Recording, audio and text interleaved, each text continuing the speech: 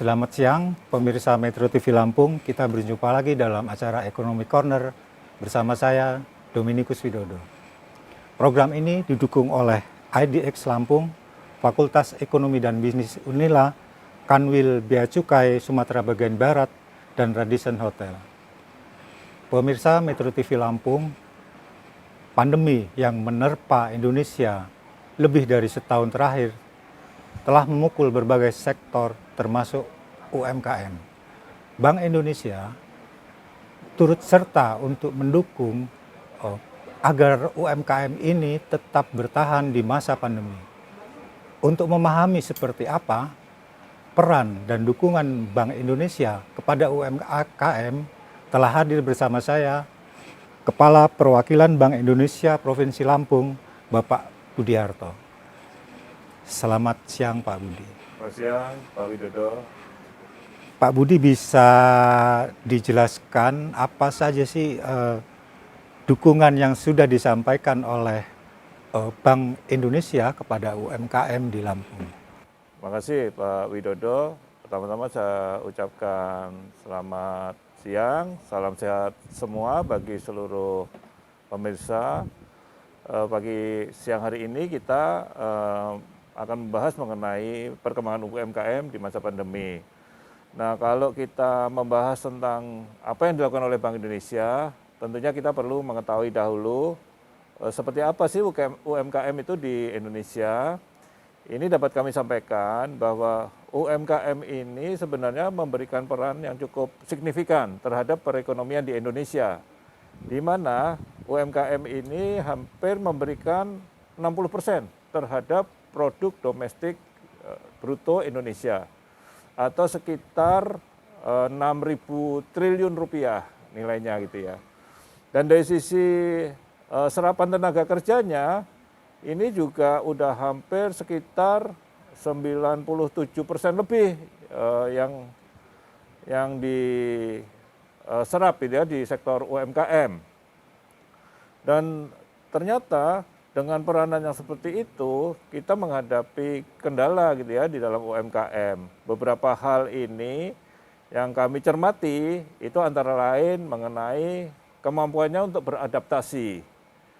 Yang kedua mengenai akses terhadap pembiayaan.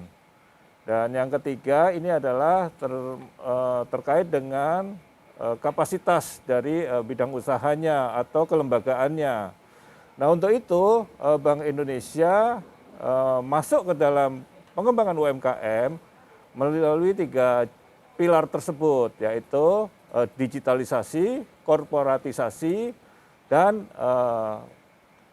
akses pembiayaan. Di sini yang dilakukan oleh Bank Indonesia adalah berupaya untuk mengembangkan inovasi-inovasi terhadap pembiayaan bagi UMKM. Itu garis besarnya seperti itu Pak Widodo.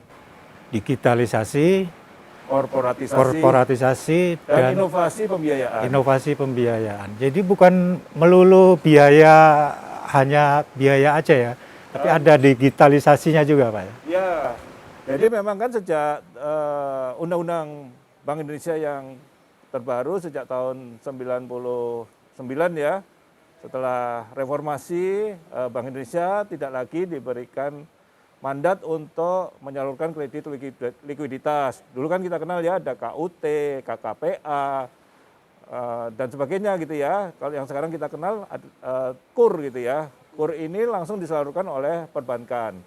Nah, Bank Indonesia nggak bisa lagi menyalurkan pendanaan seperti itu. Makanya kita melakukan pendekatannya dalam rangka untuk bantuan teknis kepada UMKM. Yang korporatisasi seperti apa Pak? Nah begini, kalau korporatisasi ini kan kita tahu kecil-kecil gitu ya, UMKM itu namanya aja UMKM gitu ya, kredit usaha kecil, mikro, dan menengah gitu ya, menengah kecil gitu ya. Nah ini supaya mereka bisa bersaing, ini kita mencoba gitu ya, menggabungkan yang kecil-kecil ini menjadi lebih besar. Kalau di Bank Indonesia ini kita mengenalnya dengan klaster. Kalau ambil contoh yang paling gampang itu di sektor pertanian. Paling gampang contoh korporatisasi itu petani-petani bergabung menjadi kelompok tani. Kelompok tani bergabung menjadi Gapoktan. Nah, Gapoktan bergabung lagi, ini menjadi korporatisasi yang bisa itu bentuknya koperasi, bisa bentuk CV, bentuk PT, sehingga dia memiliki kemampuan akses tadi ya kepada sumber-sumber ekonomi yang lain itu menjadi lebih besar. Seperti itu, Pak Widodo. Jadi tidak lagi terpencar-pencar dalam unit usaha yang kecil-kecil, cuman digabung. Benar. Dan itu tadi ya saya ambil contoh ke pertanian, karena kan mereka punya misalnya produknya sama gitu ya. Tapi misalnya produknya nggak sama, itu bisa juga apabila dia merupakan dalam satu rangkaian produksi atau value chain gitu ya. Kan ada misalnya menghasilkan apa, lanjutnya menghasilkan apa. Jadi end to end dari hulu sampai hilir ini juga bisa bergabung dalam suatu bentuk korporatisasi. Di mana nanti di atasnya lagi ada off-taker seperti itu.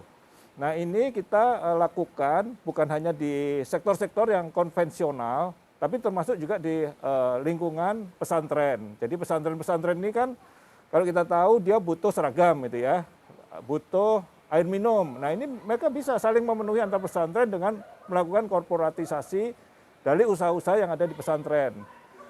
Seperti itu Pak Widodo. Kalau di Lampung sendiri tentang korporatisasi ini sudah sampai di tahap mana Pak? Nah, tadi saya sampaikan contohnya kenapa pertanian gitu ya. Kan Bank Indonesia ini tugas pokoknya adalah menjaga kestabilan nilai rupiah gitu ya Pak Widodo ya. Kestabilan nilai rupiah ini tercermin dari pergerakan harga-harga barang dan jasa. Kalau di daerah kan kita sering dengar nih, harga cabai bergejolak, harga bawang merah bergejolak, harga beras naik turun, harga ayam dan telur bergejolak gitu ya. Nah, Bank Indonesia masuk ke sana, melakukan pembinaan terhadap UMKM yang bergerak di sektor-sektor tersebut. Nah, ini kan nggak bisa BI datang ke satu-satu gitu. Nah, lebih mudah bagi Bank Indonesia untuk membina atau mengembangkan ini dalam bentuk kelompok yang kita sebut sebagai klaster. Nah, beberapa klaster Bank Indonesia atau yang hampir mendekati korporatisasi, karena kalau nanti dia udah berbentuk koperasi, PT atau CV, itu sudah sah gitu ya, dinamakan korporat gitu ya. Nah, ini berbentuk gapoktan seperti itu. Kita punya padi, punya bawang merah, punya cabai, punya komoditas-komoditas tadi daging sapi, seperti itu. Tapi kita bukan cuma di sektor pertanian itu saja, karena Lampung ini kan juga terkenal beberapa produk yang punya peluang ekspor. Misalnya kopi ini kan banyak nih pengrajin kopi UMKM juga. Nah, kita juga mengembangkan klaster korporatisasi berupa koperasi pengrajin kopi, misalnya di Sekinco di Lampung Barat. Tapi ada juga, kita ini juga terkenal dengan tapis gitu ya. Tapi tapisnya kan istilah tradisional gitu ya. Pengrajin-pengrajin tapis ini juga kita kumpulkan untuk membentuk suatu kelompok pengrajin tapis yang bisa juga nanti berkembang, kita hubungkan dengan beberapa strategi termasuk dengan desainernya supaya memang produk itu bisa akses ke pasar yang lebih luas. Menarik sekali penjelasannya Pak Budi, sampai tahan dulu.